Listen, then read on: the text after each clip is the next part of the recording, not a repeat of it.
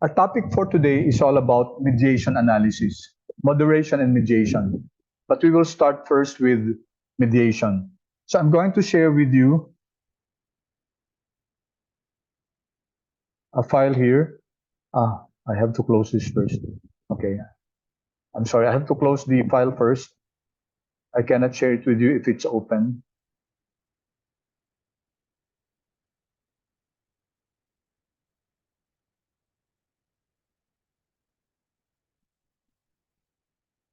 Okay, and may I suggest that you open an R project again, call it mediation moderation.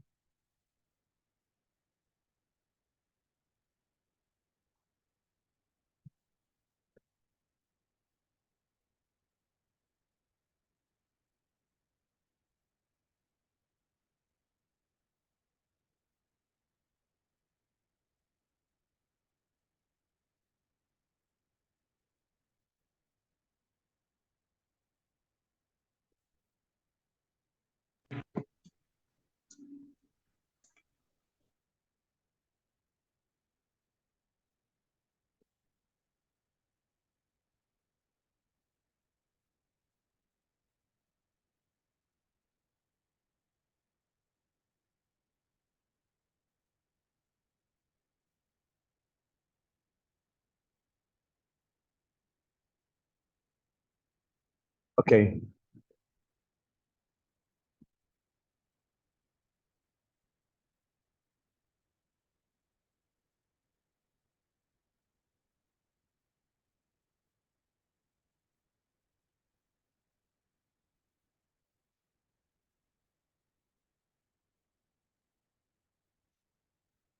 so kindly chat please if you have the file already.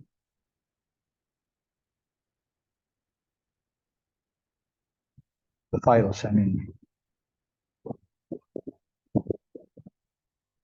Okay, thank you.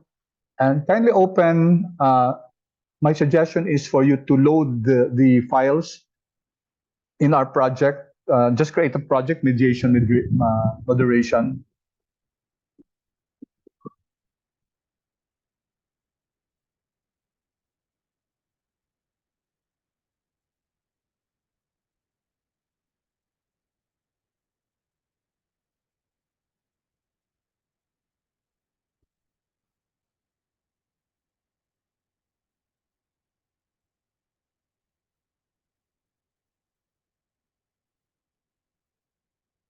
Okay,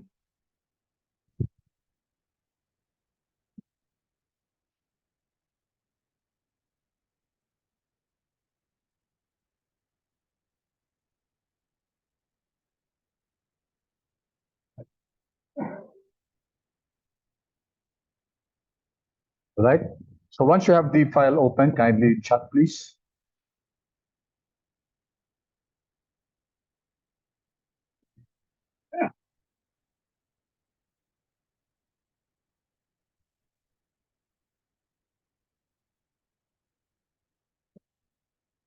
Okay, thank you. Oh, so how about the others? Robbie, thank you. So let's wait for your classmates to have the file open. Now, what I shared with you is a QMD file. Okay, this is not an RMD file. Okay, thank you. All right. I hope you have also loaded the mediation data.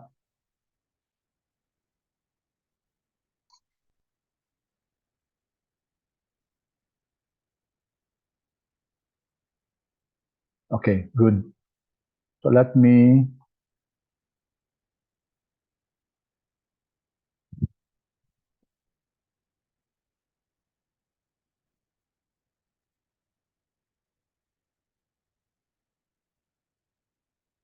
open the mediation moderation project that I created.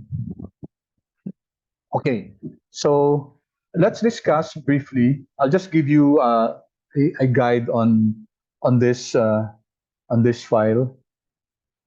Okay, our studio is now available. Remind later. Okay.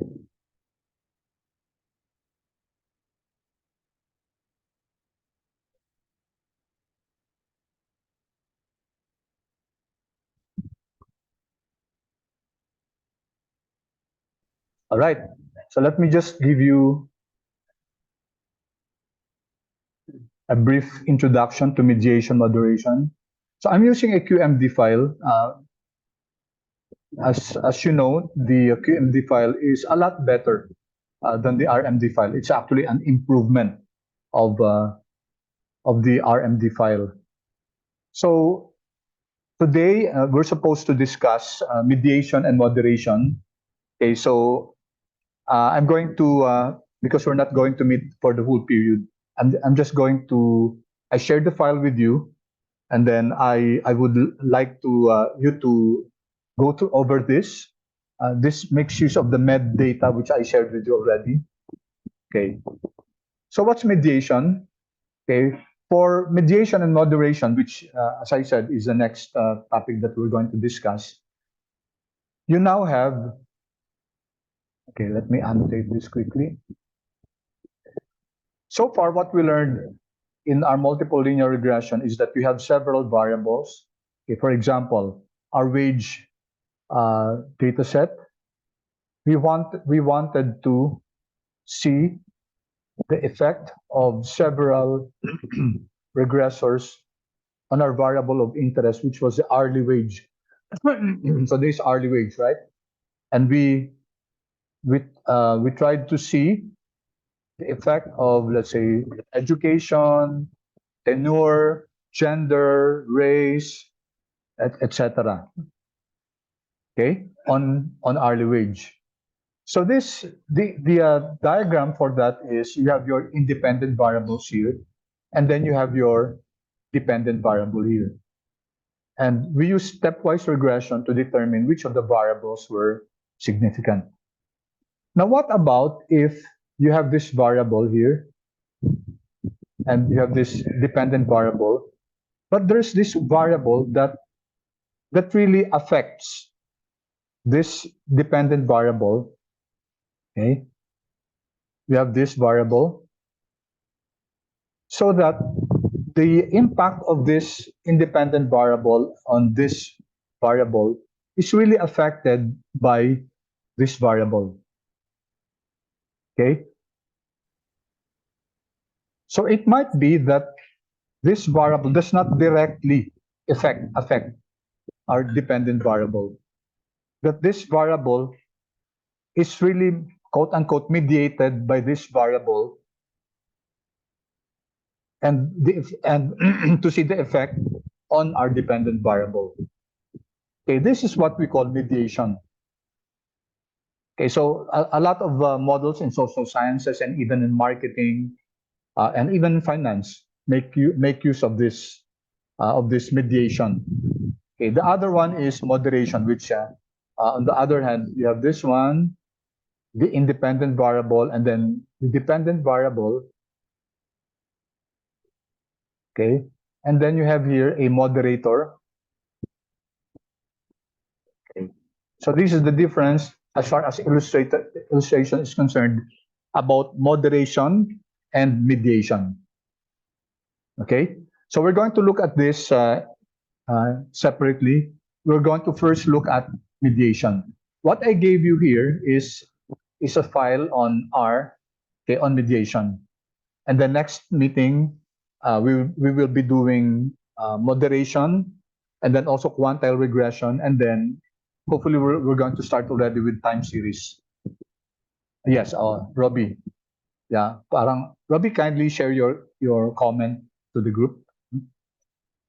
Actually, sir, I'm trying to clarify lang naman. Okay. Yeah, in a sense, kaso yung intermediary, parang ano siya, no, very loose term.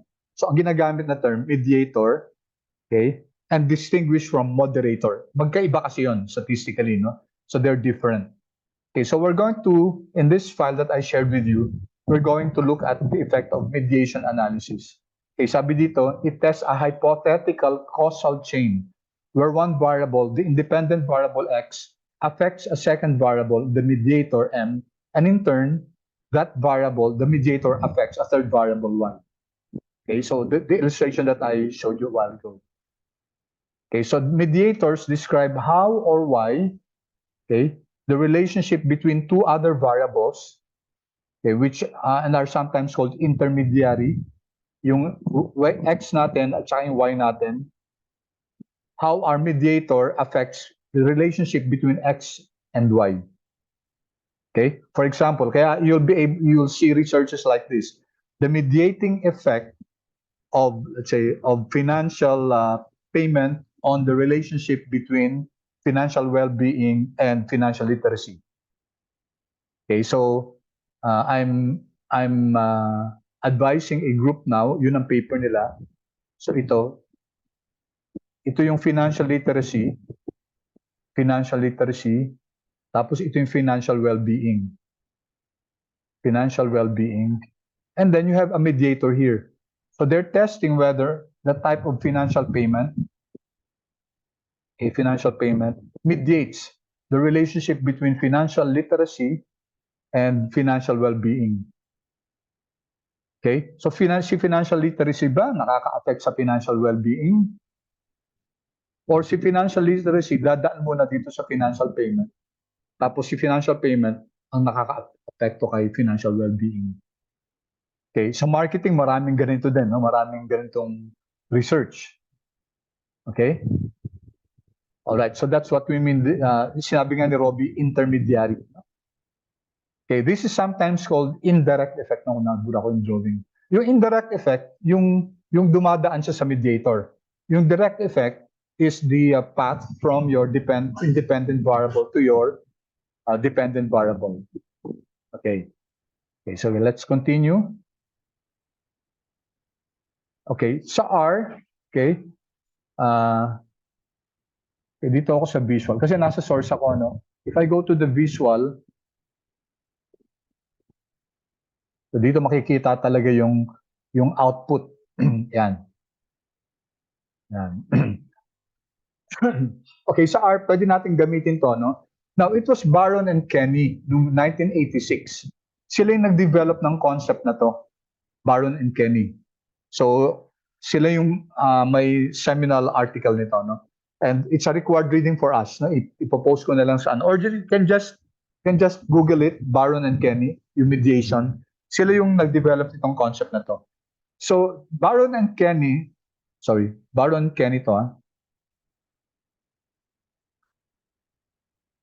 is among sila yung nag-develop ng method na yan. So, I think I discussed it here. All right. So there are several packages that we can use in R in order to conduct a mediation analysis. And yung isa sa pinaka-popular, yung mediation package. Highly recommended and very flexible and statistically powerful approach. Okay, moderation analysis allows us to test the influence of a third variable. Sinabi ko nga kanina, no, on the relationship between your independent variable X and your dependent variable Y. Okay. Rather than testing a causal link between these variables, tinetest natin kung, mali. Erase. Moderation pala to, no? So this is distinguishing moderation from mediation. Okay? So magkaiba yung concept ng mediation at saka yung concept ng moderation. Nagkakaroon ng moderation kung yung relationship ni X kay Y nababago kung ipapasok natin si moderator. Okay, for example, I'll reserve the example via a code talaga. No? All right. Okay, so here, let's first load our packages, mediation, rock-chalk, multi-level, BDAGF, GBLMA, at saka Stargazer. And then I'll leave you class to look at the capabilities of these packages. In the meantime, i-load muna natin siya.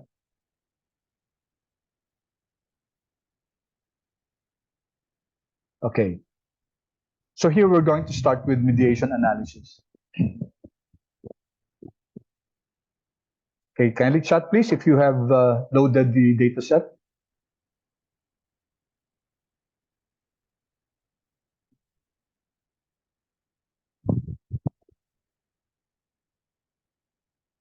Okay, thank you.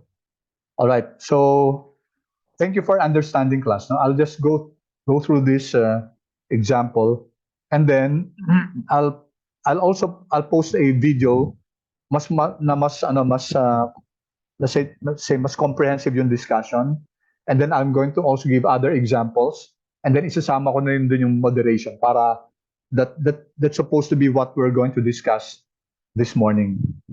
All right, thank you. Okay, so let's just briefly take a look at this, no, yung mga text na linagay natin dito. Mediation tests whether the effect of X, your independent variable, on Y operate through a third variable M, the mediator. Okay. In this way, mediators explain the causal relationship between the two other variables or how the relationship works. Okay, so this is very popular in social sciences.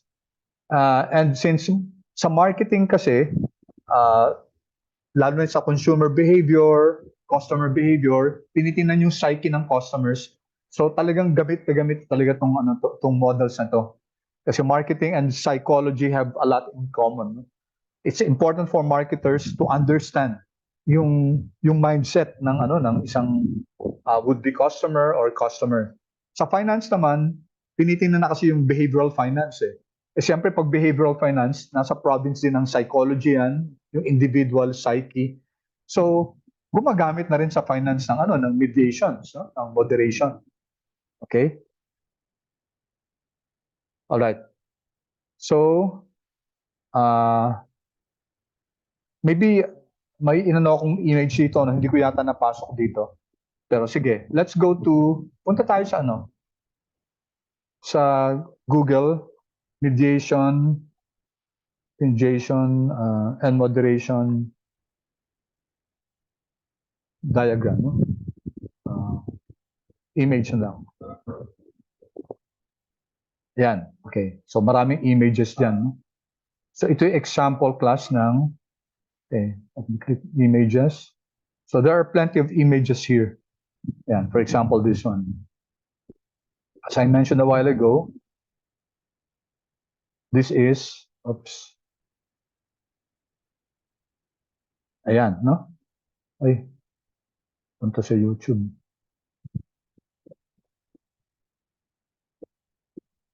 Okay, may ano pala, no? So marami ding class, marami ding mga YouTube videos. Welcome to research and analysis. Okay, wait.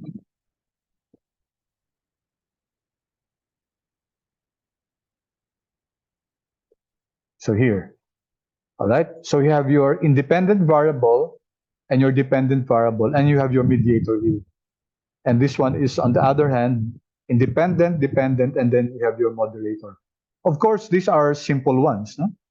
There are many models now that are more complex, like this one. Mag-ano tayo, path analysis. So let's Google path analysis. And you can see here, path analysis diagram, for example. All right, tingnan nyo itong mga no? Okay, this is way complicated. Pero nagagawa na to, no? This can be done using several packages like Lavan or SEM. There are now many packages in R that can solve problems like this, that can model situations like this. Diba? So, yung titingnan natin is just a simple one, and maybe I'll give an example of a bit more of a complicated one. Like ito, no? Ito, medyo mas complicated to ng konti kaysa dun sa simple na, let me show this. Okay, visit nga natin to. May nag-chat ba? Okay, it's okay, Mary, no? All right. So let's take a look at this class.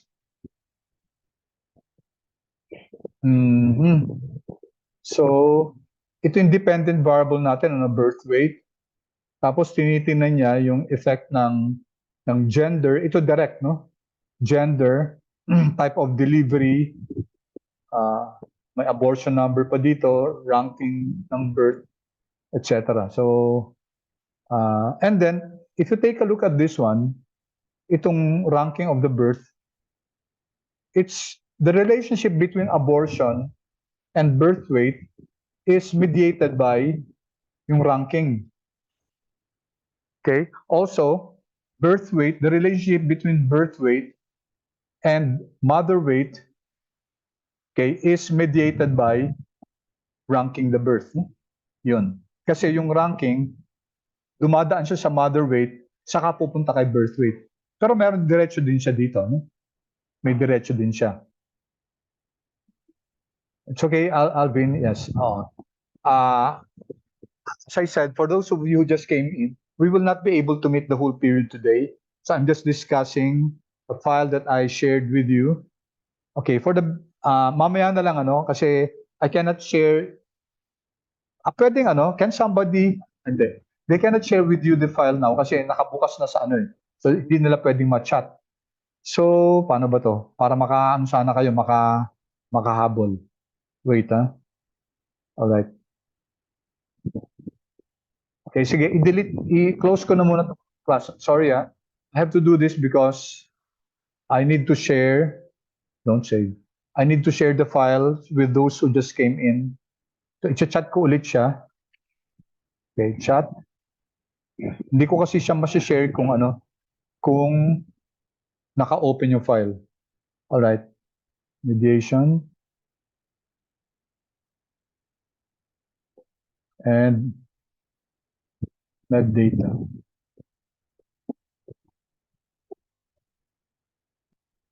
Okay, for those of you who just came in, kindly access these files. Okay, ang suggestion ko is for you to create an R project and then load nyo yung dalawang files na yun doon and then you open it. Okay, so we're talking about mediation and moderation. Sige, i-load nyo na, tapos open ko ulit yung file ko and then I'll just continue discussing examples, no? So you can see, okay, you can see class that yung model natin na OLS, yung multiple linear regression, we can say that maybe for some instances that will suffice yung model na yun. But there are many phenomena in life that parang hindi siya kaya na i-express lang ng ganung klase. No? So enter these models. Tingnan nyo naman, makikita nyo yung mga models na to. Okay, so let's take a look at some other examples. This is an example of a path model, understanding the path model. I hope the diagram is here. Okay.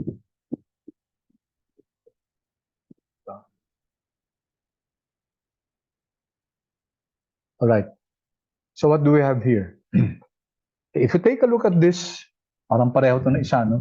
If you take a look at this diagram, okay.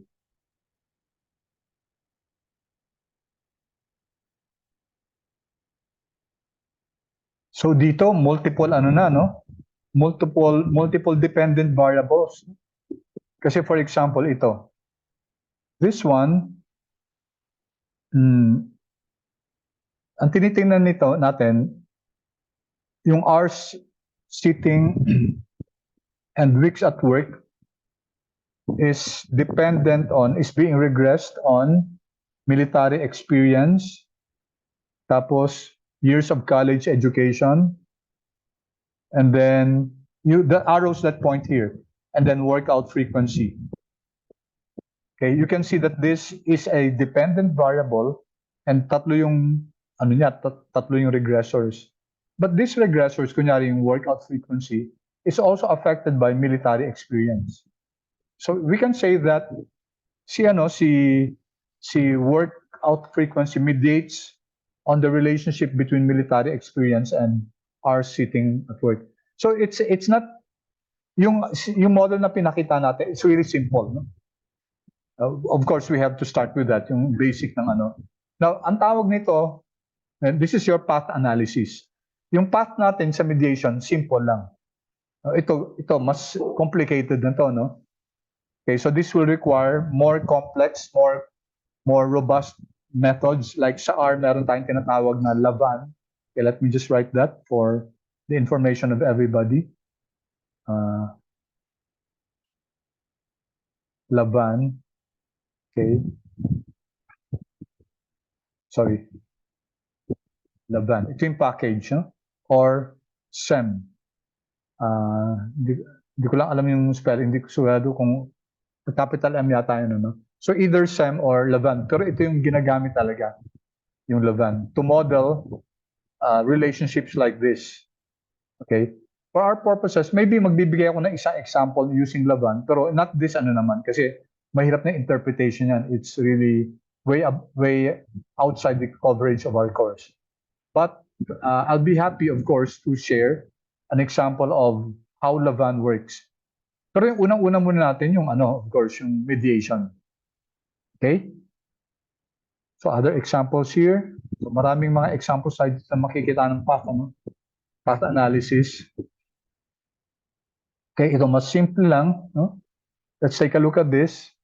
So the dependent variable is weight loss. Okay?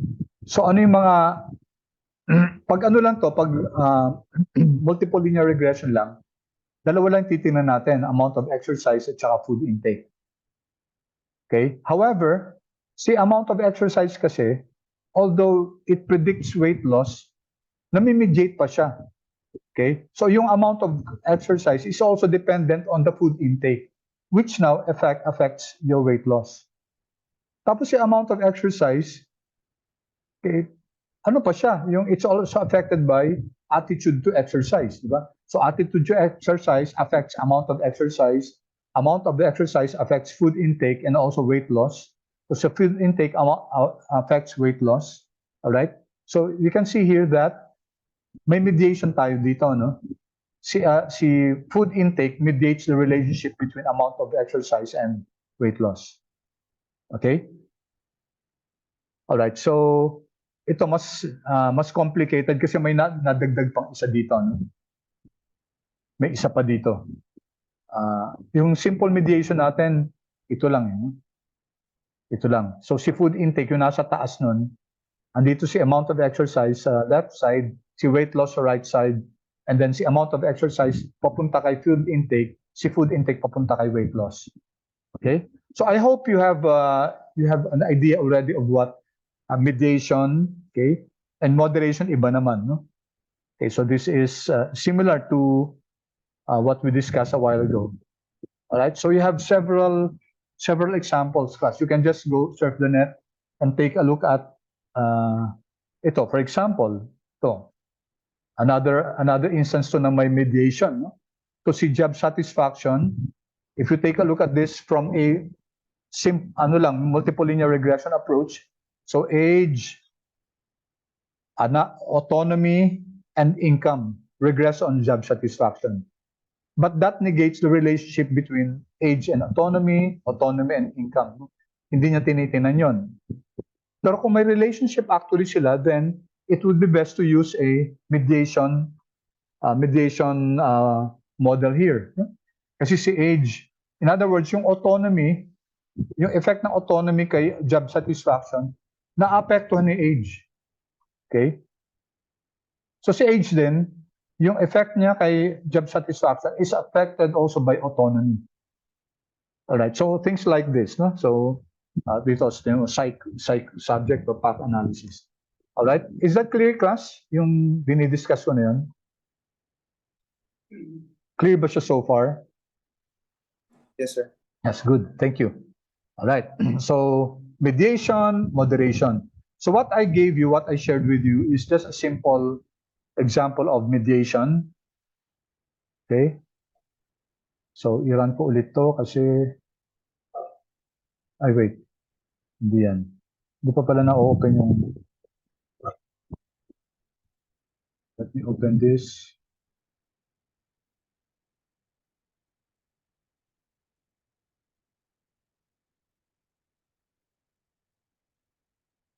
Aha. Sorry, iba yung nabuksan ko. Dapat dito. So let me open here in my moderation mediation project, mediation QMD. Okay. So it's really very convenient, class, no, to create a project and put your files there. Okay. All right, so we already loaded the packages. Let me load it again kasi nawala na yung file kanina.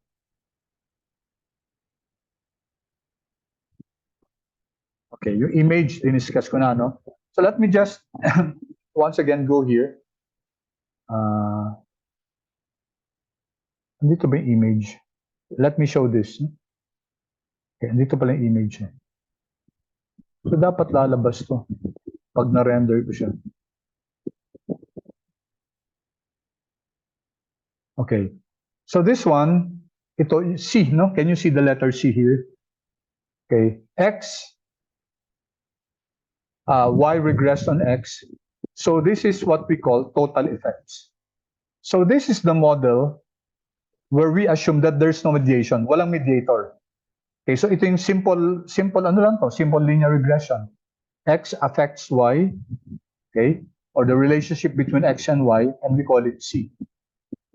Okay, so ito yon, no? C is, and it's called the total effect. So pag sinabi natin total effect, we're assuming that there's no mediation at all. Okay, and then we have this, C is equal to C prime plus AB. So tingnan natin dito yan. Okay. So we can see this, no? C prime to, no? C prime is equal to, this is A, this is B. CA is the effect of X on the mediator, and CB is the effect of the mediator on your dependent variable. Now this C, which is, ang tawag dito, direct effect. It's different from the total effect. Kasi pag total effect, walang M. We're assuming that there's no mediation. Ito direct effect, which means that your variable X affects Y, which including the effect of mediation. All right? So si C prime dito, which is what we call the direct effect. Okay, let me, wala pala akong ano. Direct effect to is equal to A times B. So the effect of X on M is A, the effect of M on X is B. So C prime is equal to A times B. So whatever the coefficient here is, and the coefficient of here, pag minultiply natin yan, is equal to X prime, C prime. Okay? So ito yun. C prime, and then the total effect is equal to C prime plus A times B. Okay? As I said a while ago, C prime is the direct effect on Y after controlling for M. All right? And AB is the indirect effect of X on Y. Oh, sorry, let me show that again. This is the indirect effect, which is A times B. This is the direct effect. Yung isa naman, yung walang M, total effect. Okay? And we know that the total effect is equal to the sum of the indirect effect and the direct effects and the indirect effects. So C, which is the total effect, is equal to C prime plus A times B. Okay? To get the indirect effect, we have to multiply the effect of this and the effect of this. Okay? All right. So, wala. Na-close ko. Okay. So, let's use the, kindly load this data, med data. Okay, I shared that with you. So, let's open that first. Med data. Okay. So, i-load ko na siya. Okay. Read. Bakit? Hindi ko pa na-load yung ano. Okay. Sorry Load pala natin, sorry yung ano. Sama natin dito si tidyverse. We need tidyverse for the read underscore CSV. Run po ulit to. Okay, so linode ko si tidyverse so that it can, we can use this read underscore CSV. Okay, since my med data is already here in the file and I'm working in my R project, and dito si med data na data, I do not need to indicate whatever the file location of metadata is. Nakaload na siya dun sa folder natin ng project na mediation. Kaya nga sabi ko, class, very ano talaga, convenient yung paggawa ng our project na ano. Okay, I'll run this. All right. So, andyan na si ano natin. It should be here already. Si mediation data natin. So there are 100 observations. Ano lang to, simulated data lang to. No? This is not a real data. So you have here X, M, at saka Y. So this is just for the purpose of understanding the concept of mediation. So you have this variable X, you have this variable Y, you have the mediator. All right. So we're not going to interpret really kung ano yung practical significance ng X, Y, at saka M dito. Okay, this is the article that I was telling you. So kindly access this. Baron and Kenny, 1986. Ang study na the moderator-mediator variable distinction in social psychological research, conceptual, strategic, etc. All right. So 4-step to. Okay, 4-step process. Number 1, we estimate the relationship between X on Y. Okay, so this is yung X dito, R's since dawn on the degree of wakefulness. Okay, so since X on Y lang, so ang makukuha natin dito si total effect, no? Right? Total effect to kasi walang mediation. And then we're going to regress M on X. So this is your path A. Yung from X to M, the regression of that is your path A. And then the third step is estimate the relationship between M on Y controlling for X. Okay, so which means that i-regress natin si Y, okay, on both M at saka kay X. Okay, and that's your path B. So with those 3 steps, we will be able already to define what our C is, what our A is, and what our B is. Okay, actually pati yung C prime, makukuha na rin natin yan. And then estimate the relationship between Y on X controlling for M, all right? Okay, so let's now take a look first at the total effect. So let's create this object called fit, where we are regressing Y on X, data natin mediation data. Run natin to. Okay, and we can see here that X is a significant predictor of Y, di ba? Right. Y on X to so significant predictor si X on Y with the coefficient 0.1.17. Okay? So in fact, mababa lang R squared, no? Adjusted R squared, 3% lang. Okay. Any questions about this class so far? Dali lang to, no? Simple linear regression lang. Given your mediation data, so regress natin si Y on X. So yung value na yan, okay, sorry. Itong value na to, this is the total effect, yung 0.168899. Okay, that's C, no? C is equal to 0.17. That's your total effects.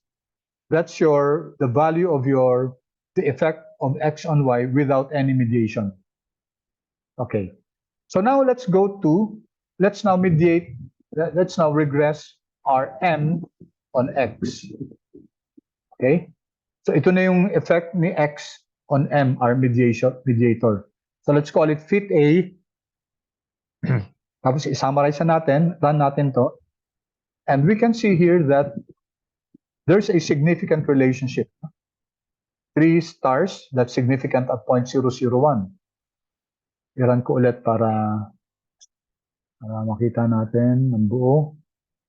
Okay, so this one, hindi rin nagkasya. Okay, si M pala to, sorry. Yeah, si M to, no? Wait, sorry. I'll run this first, yung pangalawa pala, no? Okay, where we are regressing M on X. So you can see here that X has a significant the relationship between X and M is significant. So this is your A. This is your A. By way of reminder, sabi natin that you have A, you have first C. C is where we regressed Y on X, di ba?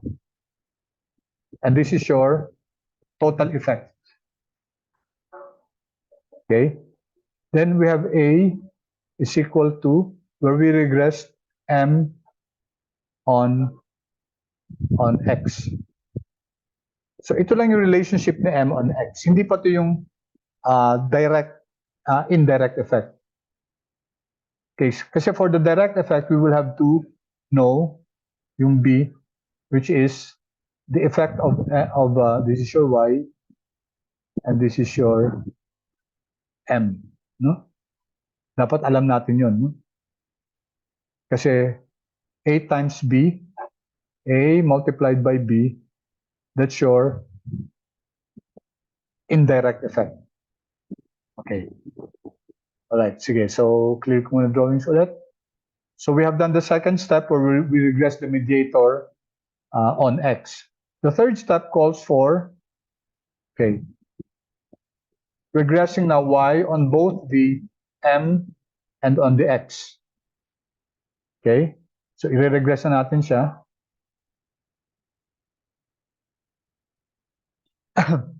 Alright, then what do we have here? M is significant, no?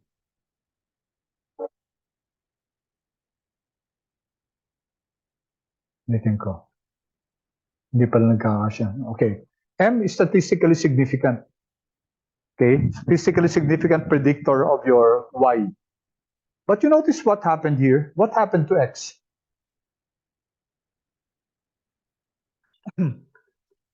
What happened to X? Is X still a significant predictor of Y?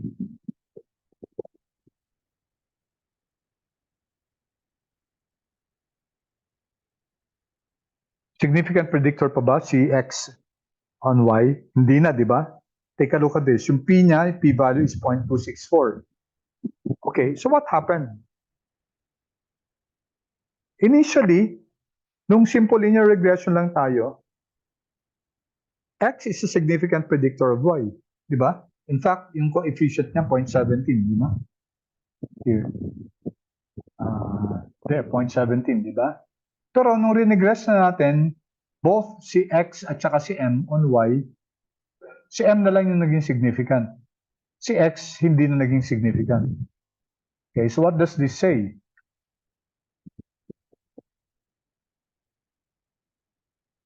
Okay, what does this tell us?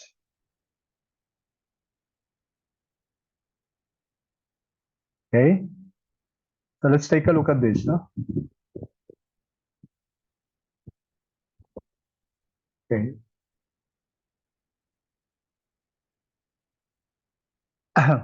So our total effect, yung C natin, yung Y regress on X, shows a significant positive relationship between R since dawn X and wakefulness Y. Okay, our path A model shows that R's since dawn is also positively related to coffee consumption. Ito na yung yung pangalawa. No? Ito na yung second model. Okay, where we regress M on X. Tapos yung model B, which is we regress Y on both M and X. It shows that coffee consumption M positively predicts wakefulness Y. Okay? When controlling for R's since dawn X.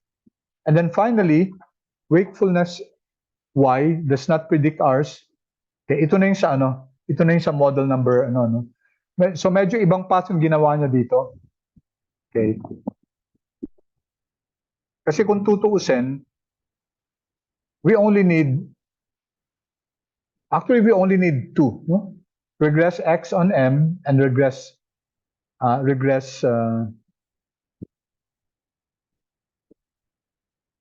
M and X on Y. Okay. So, take a look at this, no? Yung relationship between R's since dawn, which is X, and wakefulness is no longer significant when controlling for coffee consumption. Okay, anong ibig sabihin nito? Si ano dito, si X dito, di ba? Hindi na siya significant, no? Right? Si M significant, si X hindi na.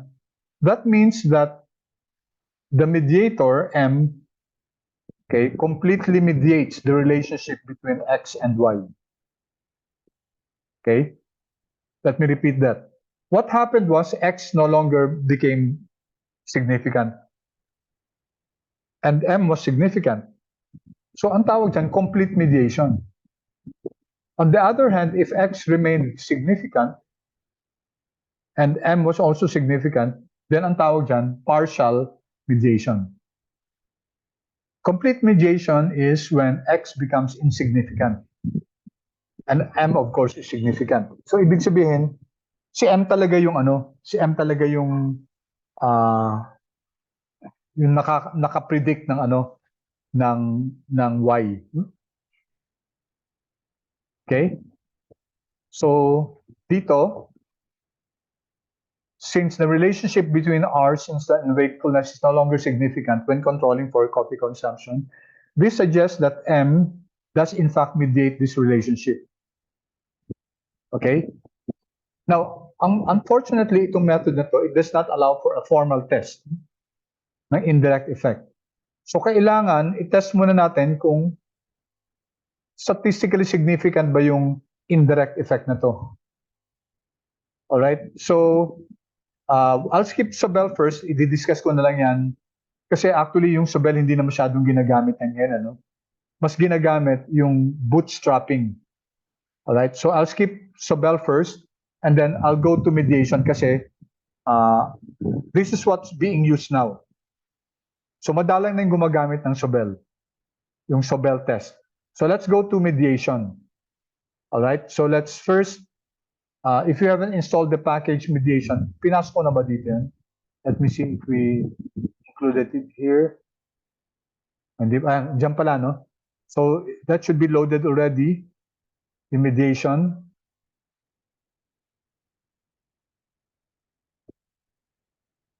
Dito tayo, library mediation. Okay.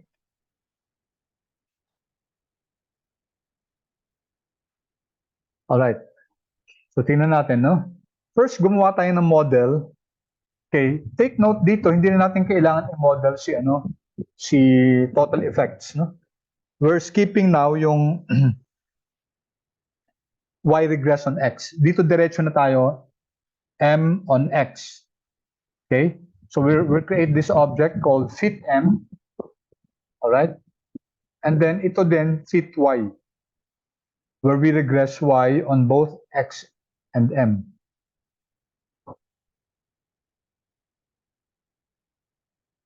Okay? So meron na tayo ditong fit Y at saka fit M.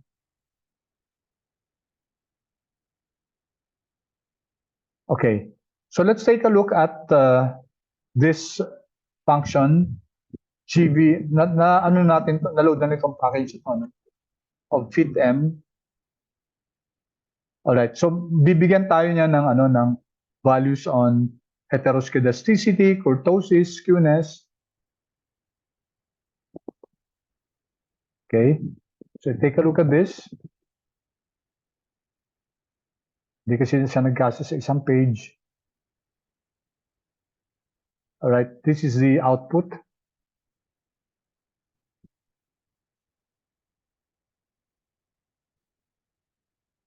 Okay. So ito, binibigay sa atin kung yung assumptions ng linear model, acceptable sa una, not acceptable sa pangalawa, acceptable dun sa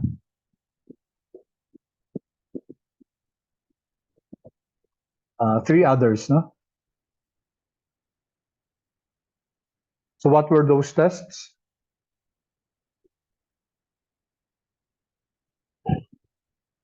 So skewness hindi. During kurtosis at saka the residuals were homoskedastic. Okay, pinakita lang dito yung ano yung diagnostics ng relationship na yan. So ganun din si Y, but we'll escape that. Itong gusto natin makita kasi. We'd like to create this object, FitMed, and it makes use of the mediate function. Ito yung from mediation na. So ang ilalagay natin dito yung FitM, ito yung regressing M on X.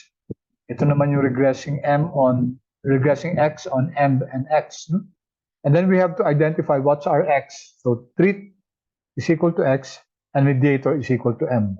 So dapat naka-identify yun. Kung sino yung independent variable, kung sino yung mediator. Okay, let's run this.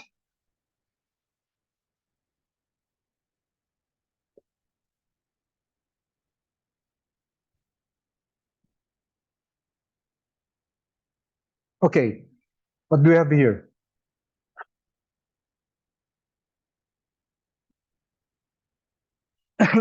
So meron tayo ditong ACME, which is your average causal mediation effects. ADE, which is your average direct effects. And then you have your total effect, and then the proportion that's mediated. Okay? And then you can see here, so hindi nagkasya kasi sa ano. Tingnan natin dito sa source.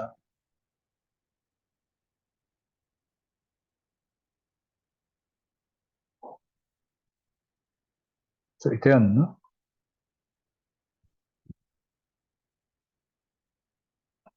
Let me run this.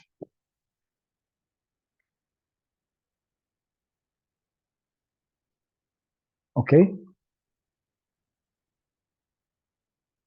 Ay, hindi. Sorry. No, not that. Sorry. Dito na tayo sa ano.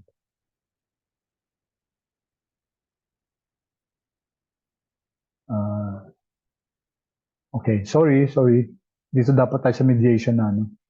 This one.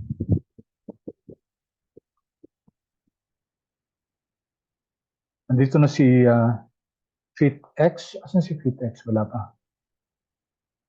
So I'll run this first. Si Fit. I-run ko na nga ito pareho, no?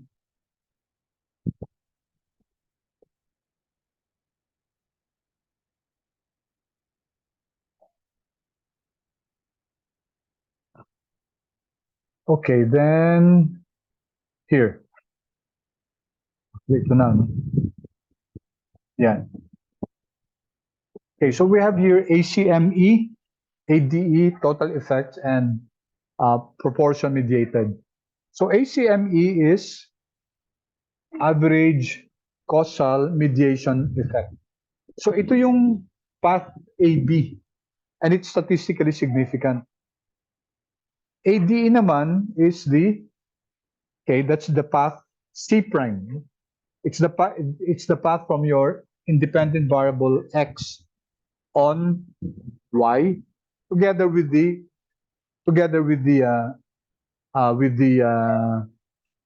mediator, no? Tapos itong total effect, ito nakita niyo to 1677, di ba? Ito yung kanina. Ito yung coefficient, ito yung effect ni X on Y, okay, without mediation. Okay? All right. So, ang question na lang, ano yung ibig sabihin nito? What's the meaning of this? I-plot natin si fit mediation natin.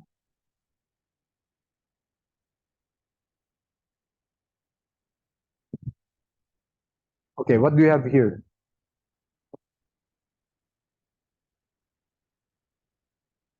You can see here a confidence interval for ACME, for example. This is the average causal mediation effect. And this is significant kasi hindi siya tumatama sa zero. Okay, and this is your 95% confidence interval. So this is your average ACME. Si ADE naman, hindi siya significant kasi okay, it touches the line which is the value equal to zero. So there's a probability that ADE will be 0. And then it was the total effect, which we know was significant. Okay? So ito yung plot ng, ito yung total effects, average direct effects, and average causal mediating effect. All right, so let's continue.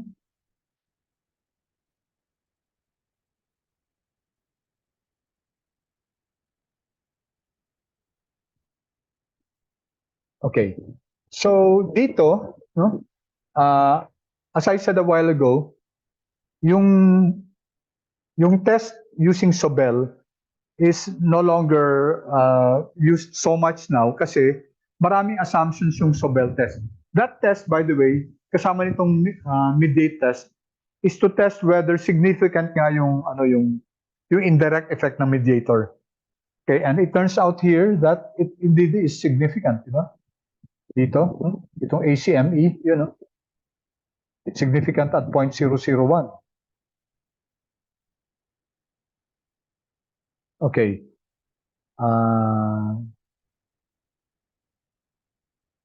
So this is, okay. Saan yung rin natin kanina ito, no? So nag-mediate lang tayo, but we did not use bootstrap here. Now, si bootstrap, ito yung sinasuggest talaga na gamitin kasi si bootstrap, yung meron tayong data set, meron tayong sample, ang gagawin niyan, magdo-draw out siya ng several samples. Okay, bawat isa kunyari, magiging part ng sample. Tapos i-model, tapos ikukunin yung average. Okay, so this is really very robust, very powerful. So how do we do that? How do we insert that? Okay, yung bootstrap is equal to true. Ilang simulations ang gusto niyang gawin? We can increase this. Mas maganda kung the more the better. Kaso nga lang, medyo tatagal ng konti yung yung pag-process, yung ng data, pag-run ng data. So let's just limit it at sabihin natin 1,000 na lang para 4-digit number. So let's run this.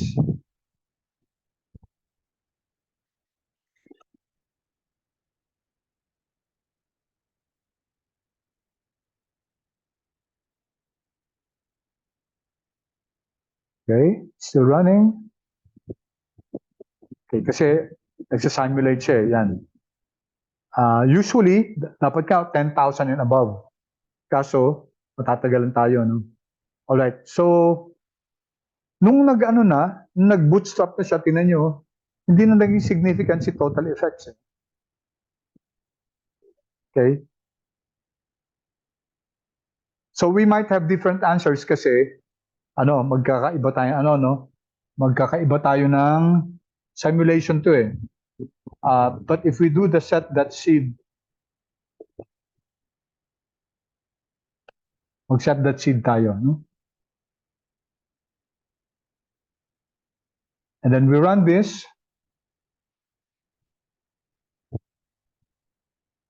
That way, pareho tayong answers, no?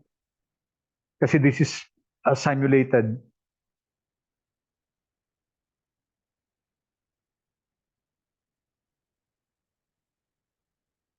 Okay, so nag-run na siya. And then, summary natin.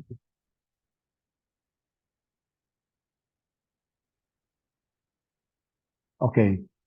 So si ACME, statistically significant. Si ADE, hindi pa rin siya significant. Si total effect, significant lang at 10% level.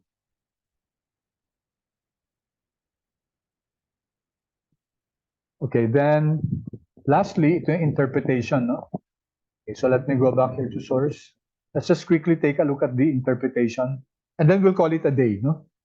I was thinking sana ano lang, pero and then I'll just record another example of mediation and then also moderation. Okay, so the mediate function gives us our average causal mediation effects, ACME. Our ADE, our average direct effects. Okay, so just by way of reminder, Kasi baka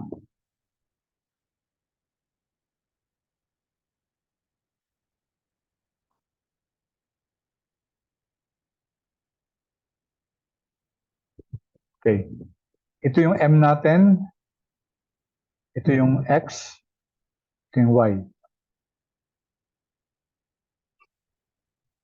All right. So what's our average causal mediation effects? What's the value?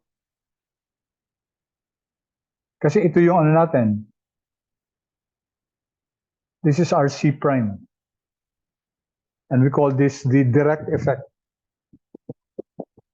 Ito yung A, ito yung B. Okay? So we know that our C, our total effects, is equal to the direct effect, C prime, plus the indirect effect, which is A times B. Okay? All right. And the ratio of these estimates, okay, yung proportion mediated. The ACME here is the indirect effect of our M, okay, so which is your total effect minus your direct effect. So if you subtract your total effect to the direct effect, then you will have your indirect effect. Okay, so once again, let me clear this.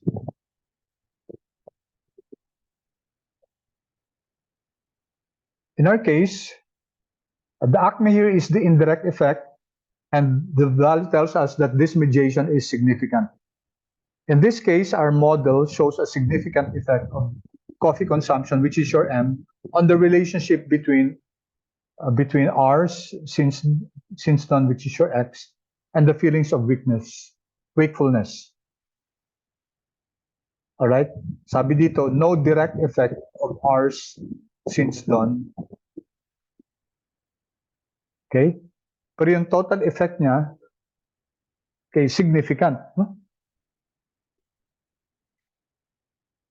Significant yung total effect, which is your C. Okay, so class, I'm sorry, I have to cut it now, no? Stop ko lang yung recording. For those of you who just came in, I asked for permission from the class to